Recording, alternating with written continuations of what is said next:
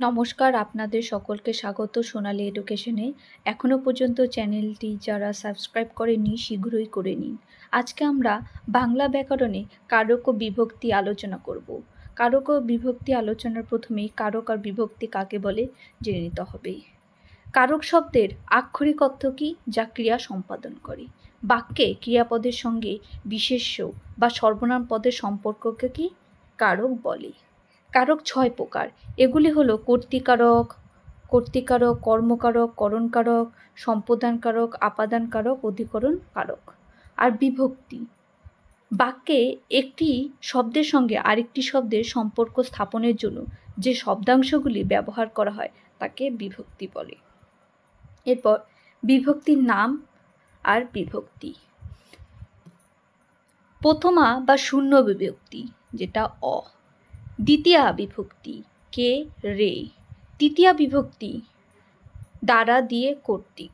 চতুর্থী বিভক্তি কে রে। পঞ্চমী বিভক্তি হইতে থেকে চে।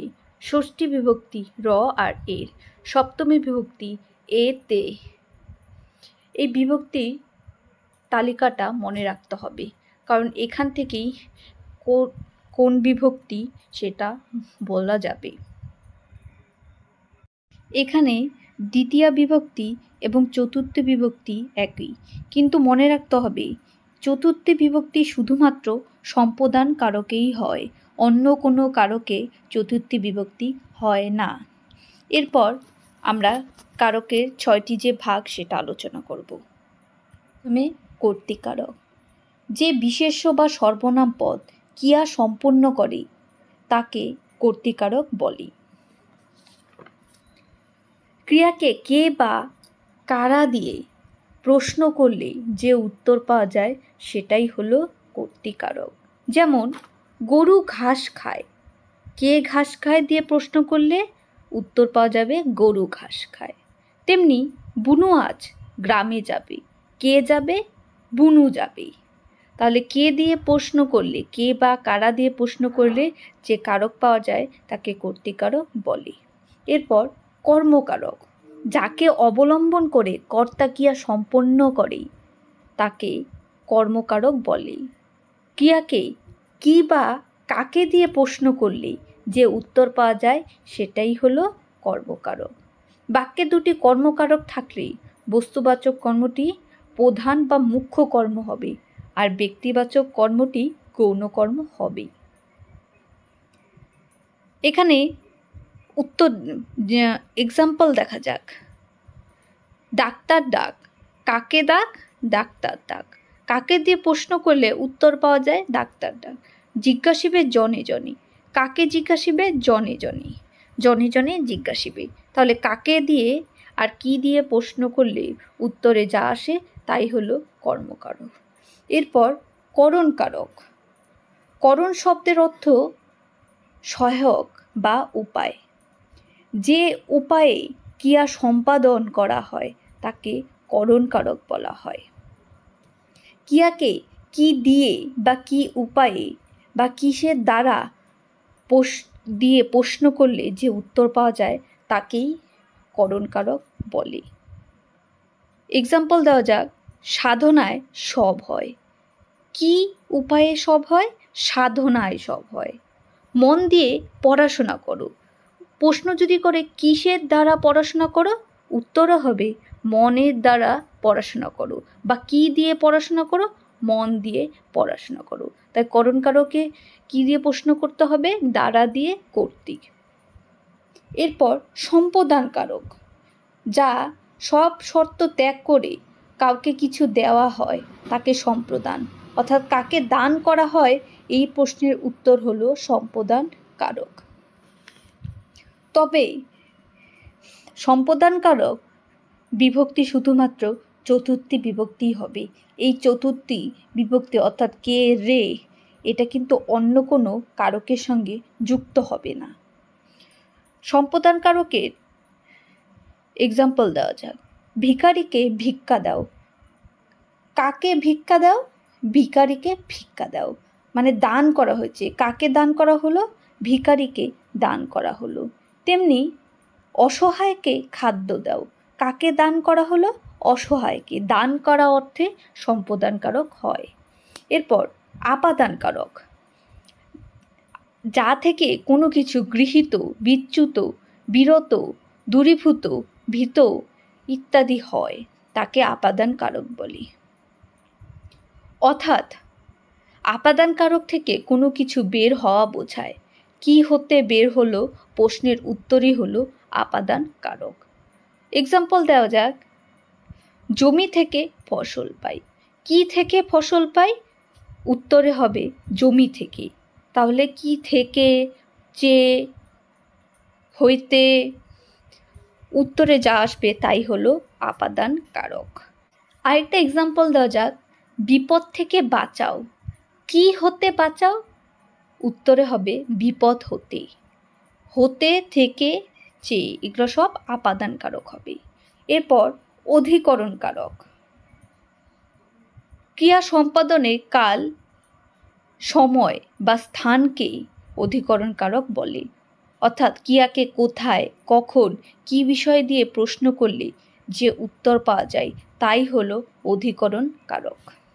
অধিকরণকারকের শ্রেণীবিভাগ: স্থানাধিকরণ, কালাধিকরণ, বিষয়াধিকরণ, ভাবাধিকরণ, অধিকরণে বিবসা। প্রথমে স্থানাধিকরণ, যে স্থানে ক্রিয়া সংঘটিত হয় তাকে স্থানাধিকরণ বলে। যেমন আকাশে চাঁদ উঠেছে, আকাশে একটা স্থান, সে বারান্দায় দাঁড়িয়ে আছে, বারান্দায় একটা স্থান বুঝিয়েছে, তাই এটা স্থানাধিকরণ। স্থানাধিকরণ 3 প্রকার: ঐক্যদেশিক, অভিব্যাপক, সামীপ্যবাচক। ঐক্যদেশিক, বিরাট স্থানে যে কোনো অংশে ক্রিয়া সংঘটিত হলে তাকে ঐক্যদেশিক বলে। যেমন বনে বাঘ আছে, বনের যে কোনো অংশে বাঘ আছে। পুকুরে মাছ আছে, পুকুরের কোনো নির্দিষ্ট স্থান বোঝে, সম্পূর্ণ স্থানের মধ্যে যে কোনো একটা স্থানের মধ্যে মাছ আছে।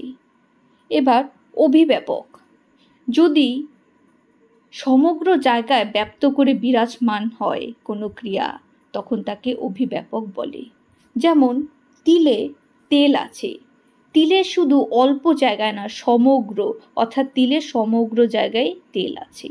তেমনি মধুতে মিষ্টতা আছে, মধুর সম্পূর্ণ জায়গায়, সমগ্র জায়গার কথাই বলেছে। যখন সমগ্র হয় তখন অভিব্যাপক হয়। সামীপ্যবাচক, সামীপ্য বা নৈকট্য বোঝাতে যে অধিকরণ হয় তাকেই সামীপ্যবাচক অধিকরণ বলে। যেমন ঘাটে নৌকা বাঁধা আছে, ঘাটের কাছে যখন নিকট বা কাছে বোঝায় তখন সামীপ্যবাচক অধিকরণ হয়। কালাধিকরণ, যে কালে বা সময়ে ক্রিয়া অনুষ্ঠিত হয় তাকে কালাধিকরণ বলে। কালাধিকরণ 2 প্রকার: ক্ষণমূলক কালাধিকরণ আর ব্যাপ্তিমূলক। ক্ষণমূলক কালাধিকরণ কাকে বলে? অল্প সময়ের জন্য যখন কোনো ক্রিয়া অনুষ্ঠিত হয় তখন তাকে ক্ষণমূলক কালাধিকরণ বলে। যেমন বিকেল 5টায় অনুষ্ঠান আরম্ভ হবে, বিকেল 5টায়, অল্প সময়ের জন্য, তাকে ক্ষণমূলক বলে। ব্যাপ্তিমূলক কাকে বলে? যখন দীর্ঘ সময়ের জন্য কোনো কিছু হয়। যেমন পৌষে প্রবর্ষি, সমগ্র পৌষ মাসটাই বলেছে দীর্ঘ সময়। শীতকালে দিন ছোট, শীতকালের মাসটাই বলেছে। বিষয়াধিকরণ, যখন কোনো বিষয়কে অবলম্বন করে ক্রিয়া সংঘটিত হয় তাকে বিষয়াধিকরণ বলে। যেমন সুমন অঙ্কে ভালো, অঙ্ক একটা বিষয়, বিষয়কে কি অবলম্বন করে ক্রিয়া সম্পাদিত হয়েছে তাই বিষয়াধিকরণ। ভাবাধিকরণ, বাক্যে ক্রিয়া যখন ভাবকে আশ্রয় করে তার ক্রিয়া সম্পাদন করে তখন ভাবাধিকরণ বলে। যেমন কান্নায় শোক মন্দীভূত হয়, কান্নায় হলো ভাবাধিকরণ।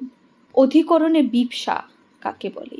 বাক্যে অধিকরণে কারকটি যখন একাধিকবার ব্যবহার হয় তখন তাকে অধিকরণে বিবসা বলে।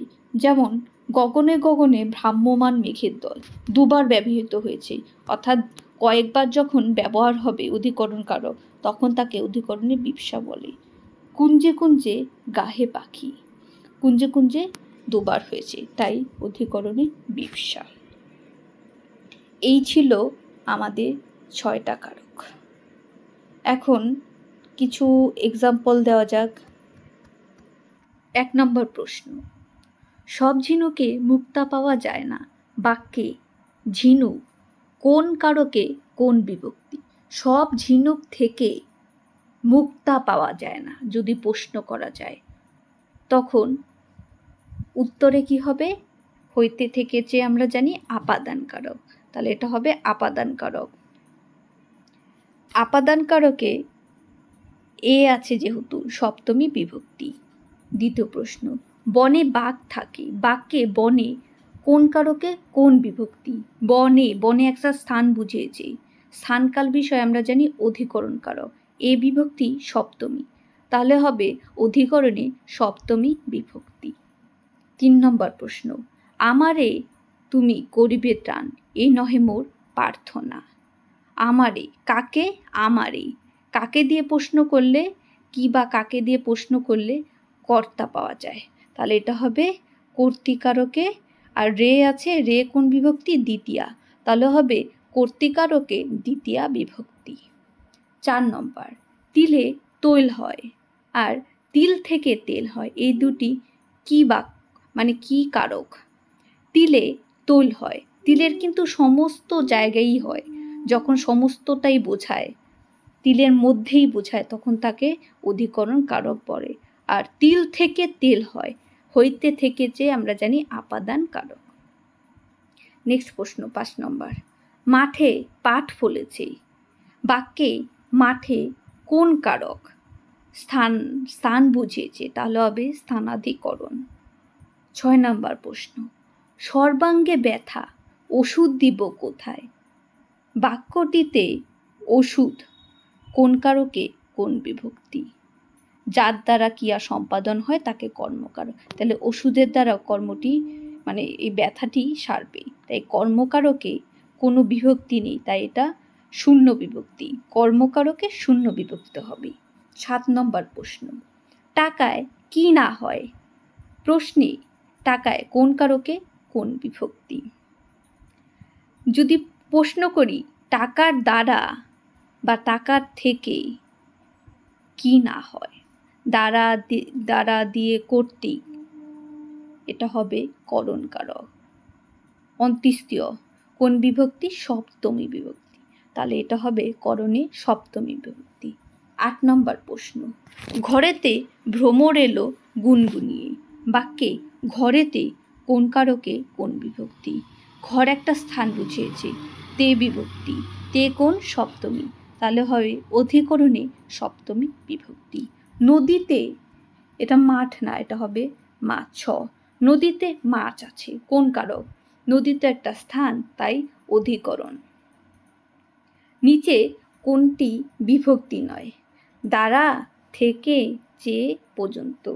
দ্বারাও বিভক্তি, থেকেও বিভক্তি, চেয়েও, কিন্তু পর্যন্ত কোনো বিভক্তি নয়।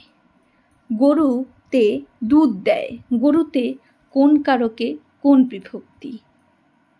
যদি যে কর্তা তাকে কর্তৃকারক বলেছে, গরু এখানে কর্তার ভূমিকা পালন করেছে, তে হলো সপ্তমী, তাই কর্তৃকারকে সপ্তমী বিভক্তি। এরপর 12 নম্বর, গগনে গরজে মেঘ, মেঘ কোন কারক? মেঘ হবে কর্তৃকারক। অর্থ অনর্থ ঘটায়, এটা হবে কর্তৃকারকে শূন্য বিভক্তি। এই ছিল আজকের অধ্যায়ের পড়া। দেখা হবে নেক্সট ভিডিওতে।